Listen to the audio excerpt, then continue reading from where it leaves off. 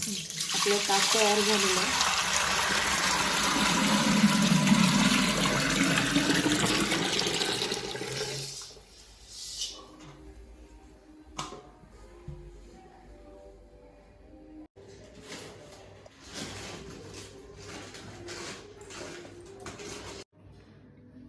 आंबीलसाठी लागणारं साहित्य आहे जिरा, अद्रक, हिरवी मिरची, लसणाची पात आहे, कोथिंबीर आणि ताकामध्ये टाकण्यासाठी लागतं ज्वारीचं पीठ. हे शिजवलेलं आहे, त्यासाठी घट्ट होते आपले आंबील.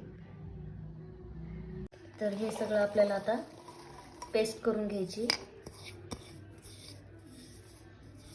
ही लसणाची पात, हे कोथिंबीर, जिरे, अद्रक,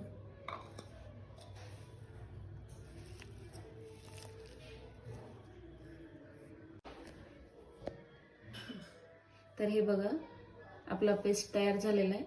ते आता आपण हे ताकामध्ये टाकून घ्यायचं आहे.